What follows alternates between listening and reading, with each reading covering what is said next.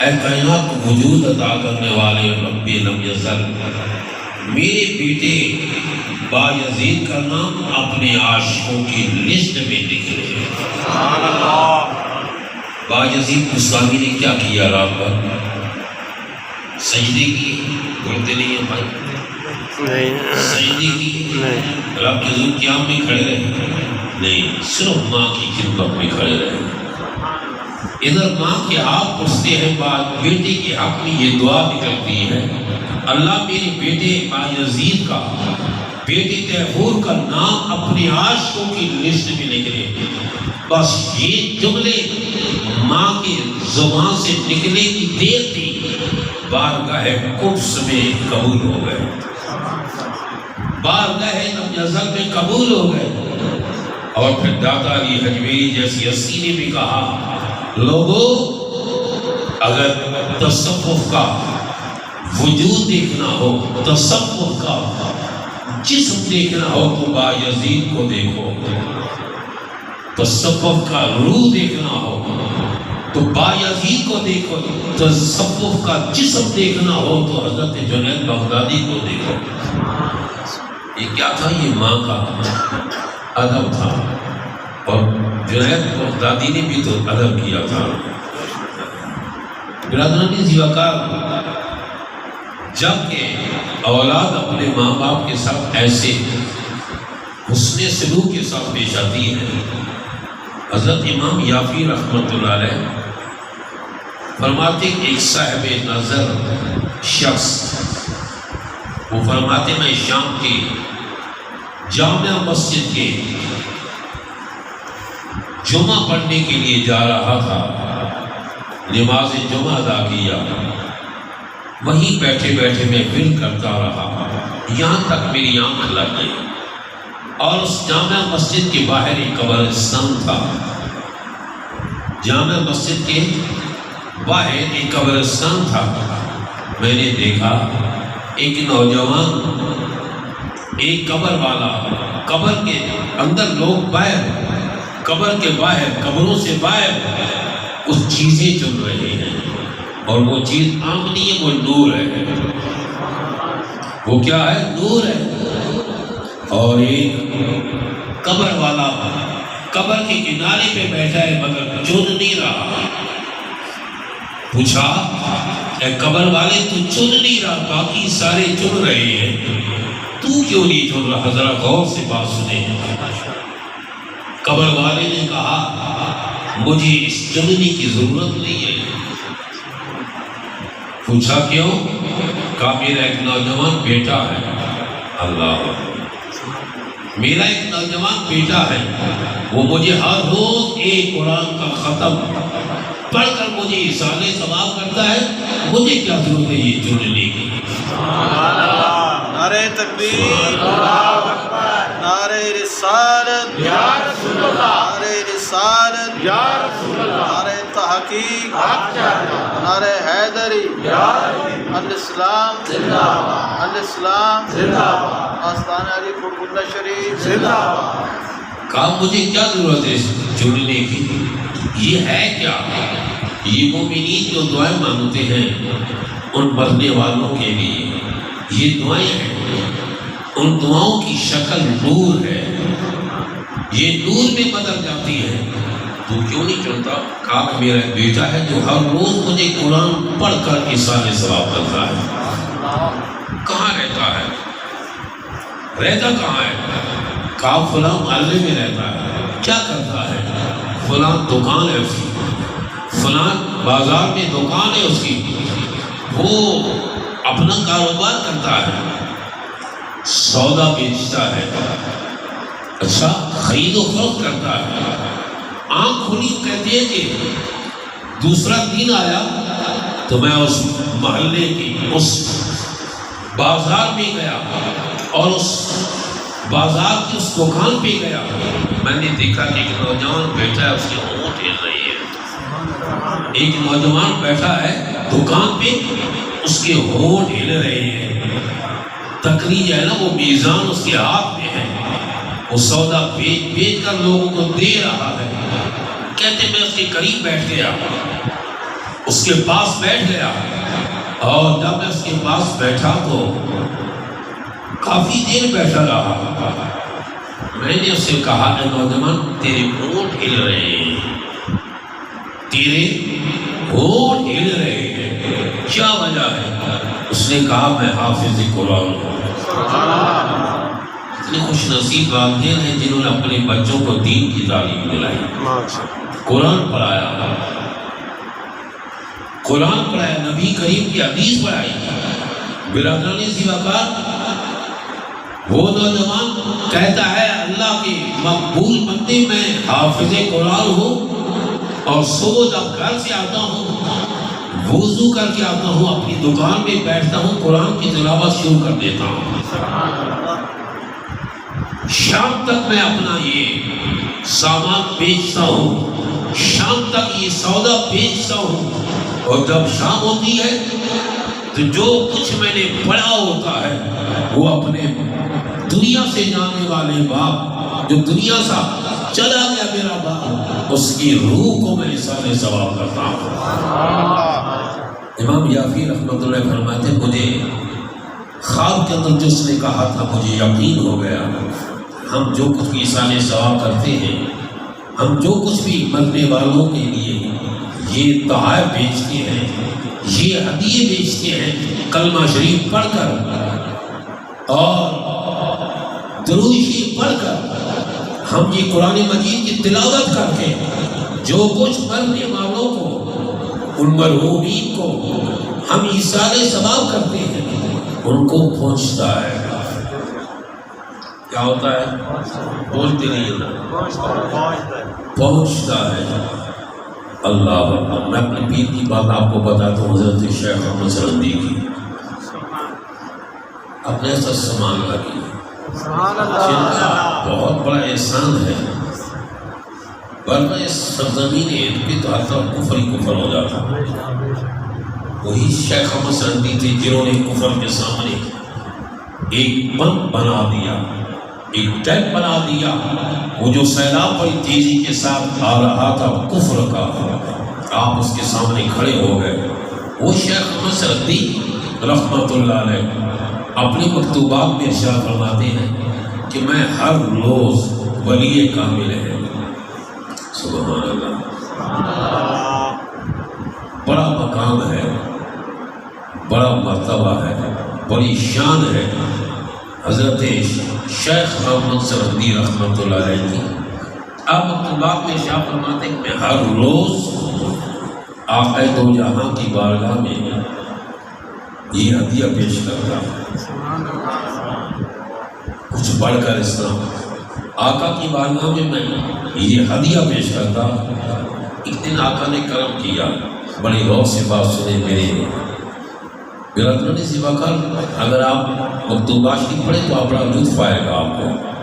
آپ فرماتے کہ میں ایک دن سویا ہوا تھا، نیند میں تھا کہ میری آقا نے کرم فرما دیا۔ سنا ہے آپ ہر عاشق کے گھر تشریف لاتے ہیں، میرے گھر میں بھی ہو جائے چراغاں یا رسول اللہ۔ اگر وہ جذبہ کامل تو اکثر ہم نے دیکھا ہے، وہ خود تشریف لے آتے ہیں، تڑپایا نہیں کرتے۔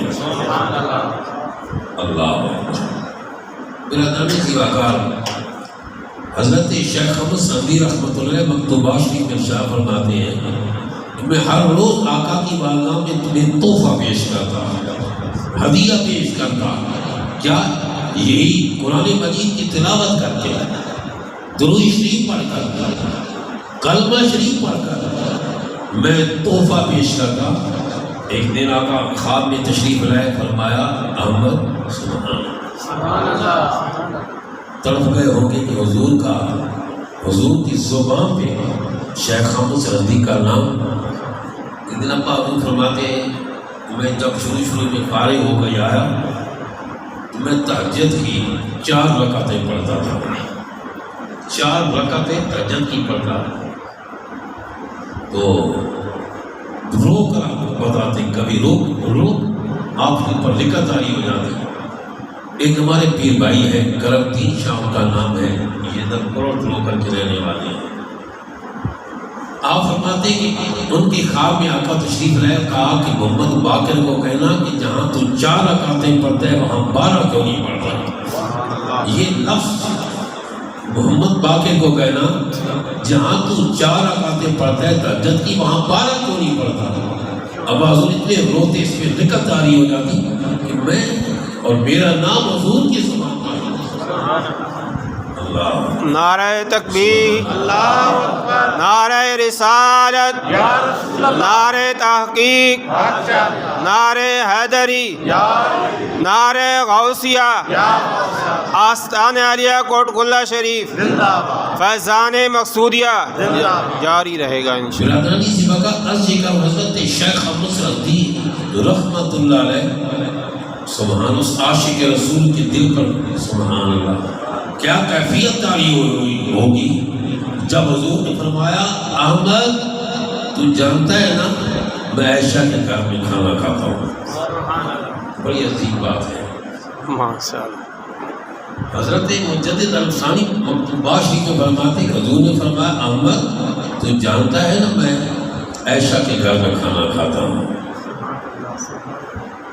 آپ فرماتے میری آنکھ کھل گئی اور اس خواب سے میں نے کیا لیا کہ آقا فرماتے جہاں تو مجھے ہدیہ بھیجتا ہے نا، جہاں تو مجھے تحفہ بھیجتا ہے تو میری زوجہ عائشہ کی بارگاہ میں بھی یہ تحفہ بھیجا کرتا۔ پھر حضرت مجدد الفسانی فرماتے جب بھی میں قرآن مجید کی تلاوت کرتا، جب بھی میں یہ ورد و وظائف پڑھتا، جب حضور کی بارگاہ میں بھی یہ تحفہ پیش کرتا نا تو ساتھ اماں عائشہ صدیقہ کی بارگاہ میں بھی پیش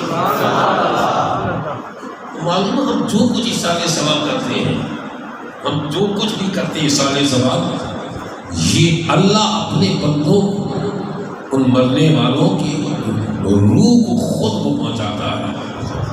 وہ قدرتوں کا مالک ان اللہ علی کل شیء قدیر۔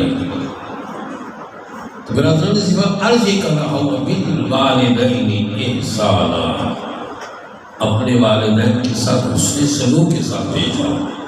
یہ احسان ثواب کی محفل ہے۔ تو برادران سوا کا ایک دیوبندیوں کا علماء دیوبند کا مولوی ہے جس کا نام ہے محمد طیب، بڑی پیاری بات کرتا ہے۔ کتاب کے اندر لکھتا ہے کہ ایک نوجوان تھا اور اکثر جنازہ گاہ جو ہوتی ہے وہ قبرستان کی قریب ہی ہوتی ہے، کوئی دور نہیں ہوتی۔ آپ کے جنگوٹ کے اندر میں یہ تو نہیں پہاڑی پہ جنازہ گاہ ہے، قبرستان نیچے ہے، یا جنازہ گاہ یہاں ہو اور قبریں وہاں ہو، یہی ہوتا اکثر۔ شاید اللہ ماشاء اللہ کہیں جگہ ایسی جگہ ہوتی ہوگی جہاں جنازے کا الگ ہوگی، قبرستان الگ ہوگا، لیکن اکثر یہی دیکھا گیا کہ جہاں قبرستان ہوتے وہیں جنازہ گاہ ہوتی ہے۔ اور محمد طیب صاحب کہتے ہیں کہ ایک نوجوان جب بھی جنازے کی نماز پڑھنے کے لیے آتا، جنازہ کی نماز پڑھنے کے لیے آتا، جنازہ پڑھتا، جنازہ پڑھنے کے بعد اس کی ماں کی قبر، اس کے باپ کی قبر اسی قبرستان میں تھی۔ جنازہ سے فارغ ہونے کے بعد وہ نوجوان اپنے والدین کی قبر کے قریب آتا، وہاں دعا مانگتا، قرآن مجید میں سے کچھ پڑھتا، کلمہ شریف پڑھتا ہوگا، درود شریف پڑھتا ہوگا۔ تو برادران اسی وقت پھر اپنے والدین کی روح کو احسان ثواب کرتا۔ محمد طیب صاحب کہتے ہیں ایک دن ایسا ہوا، اس کو کوئی کام تھا، کوئی مجبوری تھی، جلدی تھی، اس نے جنازہ کی نماز پڑھی کہ میت آئی ہوگی، اس کی نماز جنازہ پڑھی، نماز جنازہ پڑھنے کے بعد اپنے کام کے لیے چلا گیا، اپنے والدین کی قبر پہ نہیں گیا، والدین کی قبر پر احسان ثواب کے لیے، فاتحہ کے لیے، دعا کے لیے نہیں گیا۔ رات ہوئی تو خواب میں والدین سے ملاقات ہوتی ہے۔ محمد طیب صاحب کہتے ہیں والدین کی ملاقات ہوتی ہے، اس کی ماں کہتی ہے بیٹا تم آج کیوں نہیں آیا ہماری ملاقات کے لیے؟ جو نوٹ والے ذرا غور سے سنو، ہم لوگ قبرستان میں اپنے مرنے والوں کے قریب جاتے ہیں، ان کے قبروں کے پاس جاتے ہیں تو یہ ملاقات ہوتی ہے. گو ہم نہیں دیکھ رہے مگر وہ دیکھ رہے ہوتے ہیں. گو ہماری نگاہیں اس برزخ کی چادر کے اندر سے نہیں دیکھ سکتی، اس برزخ کی دیوار کے اندر نہیں جھانک سکتی، مگر رب نے انہیں یہ طاقت بخشی ہے قبر والوں کو، وہ ہمیں دیکھ رہے ہوتے ہیں.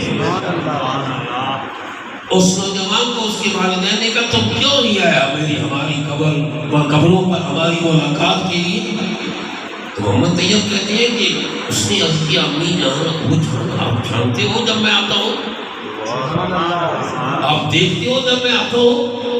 اب ذرا غور سے سنیں، قبرستان کے دوسرے کنارے میں پل ہوگا، پھر آگے شہر ہوگا. ماں کہتی بیٹا جب تم گھر سے چلتے ہو پل کراس کرتے ہو، ادھر گھر سے تم باغ میں چلتے ہو، ہم دیکھنا تمہیں پہلے شروع کر دیتے ہیں. ماشاءاللہ ہم انتظار میں ہوتے ہیں کہ ہمارا بیٹا آئے گا، ہمارے لیے احسان ثواب کرے گا. اور کہا کہ صرف ہم ہی نہیں خوش ہوتے، ہمارے یہ پڑوسی جو قبرستان والے قبروں والے ہیں وہ بھی خوش ہوتے ہیں. کیوں؟ جب تم یہ پڑھ کر اللہ کی بارگاہ میں دعا مانگتے یا اللہ جو کچھ میں نے پڑھا ہے اس کا ثواب اپنے ماں باپ کی روح کو بھی میں پیش کر رہا ہوں. یہ تمام مومنین مرد اور مومنین عورتیں جو مر چکی ہیں دنیا سے جا چکی یا اللہ ان کو بھی میں احسان ثواب کرتا ہوں. ماشاءاللہ سبحان اللہ ماشاءاللہ. وہ پوچھتا ہے کہ اے میری امی جان مجھے یہ بتاؤ کیا تمہیں فائدہ ہوتا ہے؟ ہم جو دعا مانگتے ہیں کیا تمہیں فائدہ ہوتا ہے؟ محمد طیب صاحب کہتے ہیں بیٹا فائدہ سنو. کہا بیٹا فائدے کی بات کر رہے ہو؟ جب تم دعا مانگتے ہو یا اللہ جو کچھ ہم نے پڑھا ہے یہ اپنے ماں باپ یا مومنین کی روح کا مثال ثواب کرتے ہیں. بیٹا تمہارا اتنا کہنا ہوتا ہے تمہاری دعا کو رب نور بنا دیتا ہے، اور تمہارے اس طرح احسان ثواب کرنے سے ہماری قبریں نور سے بھر جاتی ہیں، ہماری قبریں روشن ہو جاتی ہیں. برادران سی بغیر معلومات دعاؤں کا فائدہ تو ہے، دعاؤں کا فائدہ تو ہے. برادران اس کا کارن ایک اور بات عرض کر کے جانا چاہتا ہوں، یہ بڑا طویل موضوع ہے. ایک اور ایسا ہی واقعہ آتا ہے. ایک عورت تھی جس کا نام تھا بائیا. امام یافی رحمہ فرماتے ہیں ان کی بیٹی کا بھی یہی حال تھا. ایک دن اپنے بیٹی کی خواب میں آتی ہیں اور کہتی ہیں بیٹا تم جو کچھ پڑھ کر ہمیں احسان ثواب کرتے ہو نا تو اس سے پورا قبرستان خوش ہو جاتا ہے. وہ نوجوان کرتے امی جان آپ کو معلوم ہوتا ہے؟ ہاں بیٹا مجھے یہ پڑوس والے کہتے ہیں بھائیا تیرا بیٹا آ رہا ہے وہ تمہیں تحفہ پیش کرے گا.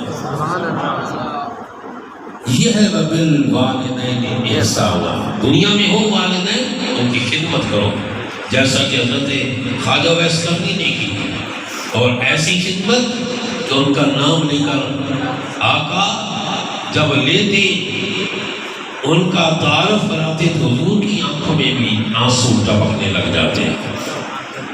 ان کو یہ مقام یہی ملا نا حضور کا عشق تھا، لیکن اپنی والدہ کو حضور کے عشق کے ہونے کے باوجود ماں کو تنہا نہیں چھوڑا.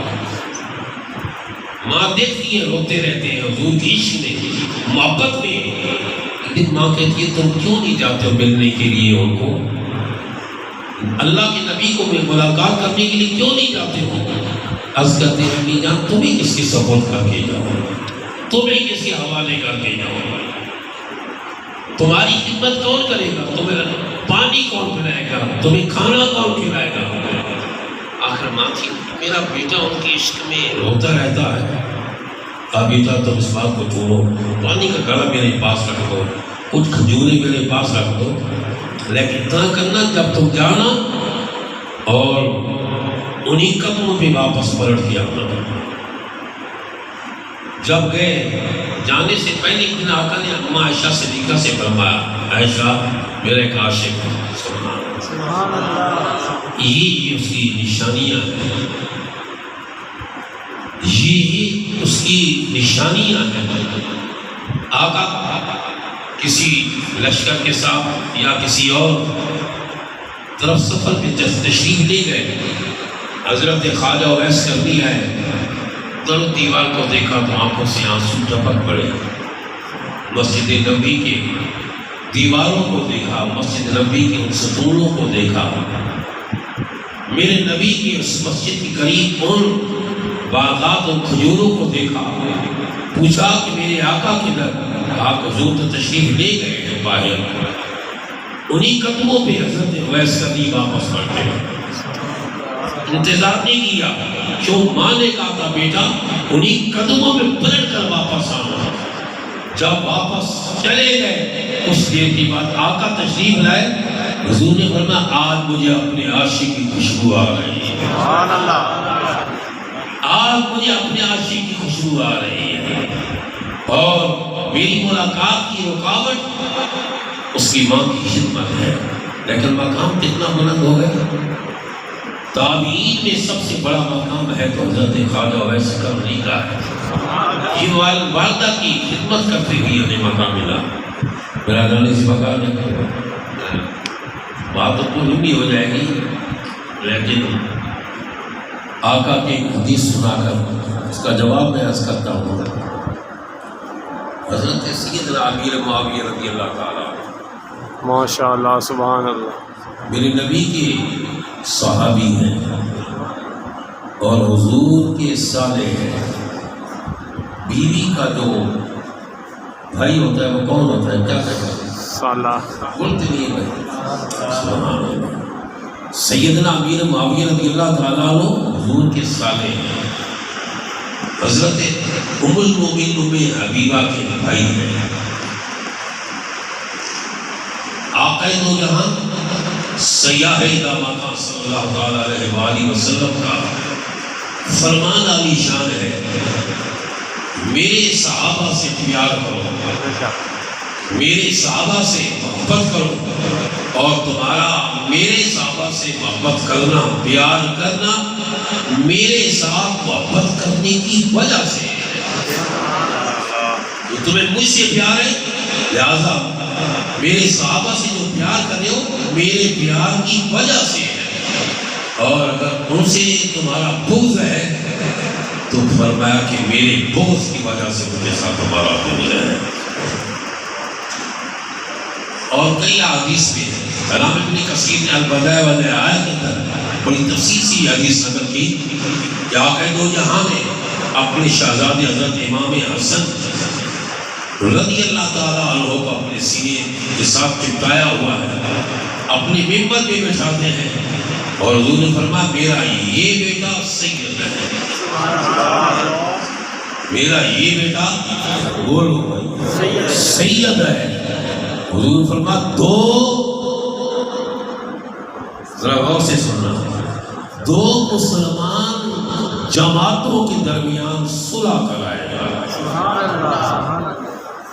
دو مومن مسلمان جماعتوں کے درمیان صلح کرائے گا۔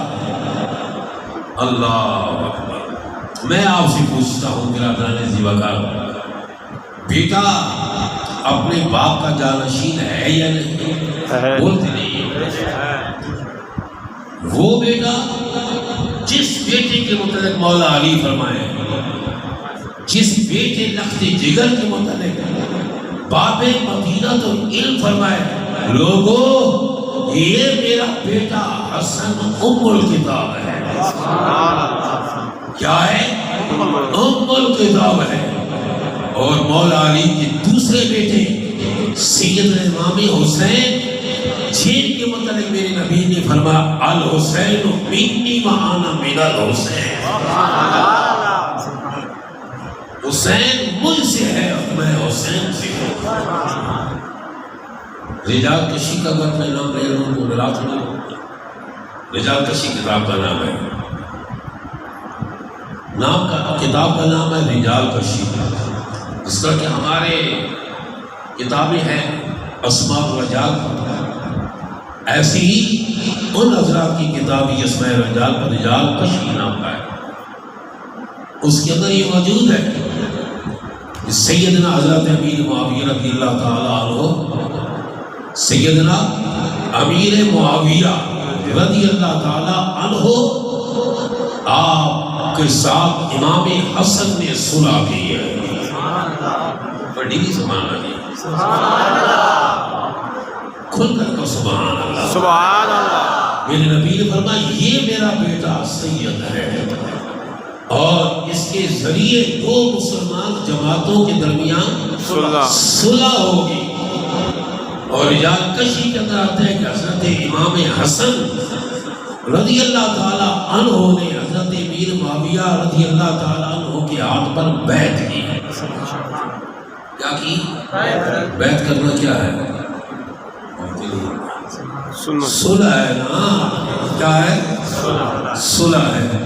تو کوئی ہے ایسا جس کو امام حسن سے ناراضگی ہو؟ امام حسن مولا علی کی بڑے بیٹے سجادہ نشین ہے علی المرتضیٰ کی. علی المرتضیٰ کی گدی نشین ہے حضرت امام حسن رضی اللہ تعالیٰ عنہ. آپ نے حضرت امیر معاویہ رضی اللہ تعالیٰ عنہ کے ہاتھ پر بیعت کی. کیا سمجھتے ہوئے؟ مسلمان سمجھتے ہوئے یا کچھ اور؟ مسلمان مومن سمجھتے یا کچھ اور؟ سبحان اللہ. اور امام حسین رضی اللہ تعالیٰ یہ بھی اسی رجال کشی میں آتا ہے. امام حسین رضی اللہ تعالیٰ انہوں نے دیکھا اور دیکھ کر آپ نے فرمایا لوگوں حسن صرف میرا بڑا بھائی نہیں ہے. یہ موجود ہے. حسن صرف میرا بڑا بھائی نہیں ہے، میرا پیر بھی ہے، میرا امام بھی ہے، میرا لیڈر بھی ہے، میرا رہبر بھی ہے. نعرہ تکبیر، نعرہ رسالت، نعرہ تحقیق، نعرہ حیدری، نعرہ غوثیہ، آستان عالیہ کوٹ گلہ شریف، فیضان مقصودیہ. میرے ساتھی محترم قبلہ جن کے پاس میں دورہ تفسیر کے لیے گیا، مولانا سید احمد مصر صاحب دامت برکاتہ عالیہ، آپ فرماتے ہیں جن سے امام حسن نے صلح کی ہماری بھی صلح ہے. ماشاءاللہ. جن سے حضرت امیر معاویہ رضی اللہ تعالیٰ عنہ سے حضرت امام حسن نے صلح کی، امام حسین نے صلح کی، آپ فرماتے ہیں ہم اہل سنت کی بھی صلح ہے. سبحان اللہ. ماشاءاللہ. ہم اہل سنت کی بھی صلح ہے. برادران زیواکار، ایک بات سے ذہن میں آئی. حضرت امیر معاویہ رضی اللہ تعالیٰ عنہ آقا کے ساتھ سفر پہ جا رہے ہیں. حضور نے فرمایا معاویہ آپ میرے ساتھ میری سواری پہ بیٹھ جاؤ. میری سواری پر اپنی پشت کے پیچھے بٹھایا. حضرت امیر معاویہ رضی اللہ تعالیٰ حضور کا حکم ہے، آپ کے پیچھے بیٹھ گئے. حضور نے فرمایا اپنا جسم میرے جسم کے ساتھ لگا دیں. اپنا جسم میرے جسم کے ساتھ لگا دیں. فرمایا کیوں؟ جس کا جسم میرے جسم کے ساتھ مس ہو گیا وہ جنتی ہے. وہ کیا ہے؟ بس دوستو، ہم نے اپنے نبی کو منہ دکھانا ہے، اپنے رب کو منہ دکھانا ہے.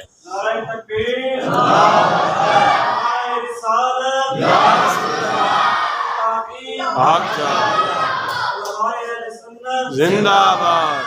قرآن کہہ رہے ما آتاکم الرسول فخذوہ، جو کچھ میرا رسول تمہیں دے لے لو. اما نہاکم عنہ فانتہوا، اور جس چیز سے منع کرے حضور نے فرمایا رک جاؤ.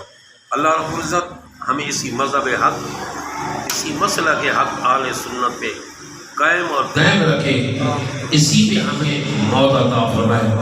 آقا کے صحابہ کی سچی محبت حضور علیہ السلام کی اہل بیت کی سچی محبت میرے پاس حضور فرماتے رحمۃ اللہ علیہ فرمایا اپنے مریدین کو، اپنے عقیدت مندوں کو فرمایا ہماری ایک آنکھ میں نبی کی یاد کی محبت، ہماری دوسری آنکھ میں نبی کے اصحاب کی محبت۔ ماشاءاللہ۔ ایک آنکھ میں حضور کی اہل بیت کا نور اور دوسری آنکھ میں نبی کریم کے اصحاب کا نور۔ اللہ رب العزت ان دو نوروں کو ہماری آنکھوں میں سلامت رکھے۔ وآخر دعوانا ان الحمد للہ رب العالمین۔ ماشاءاللہ۔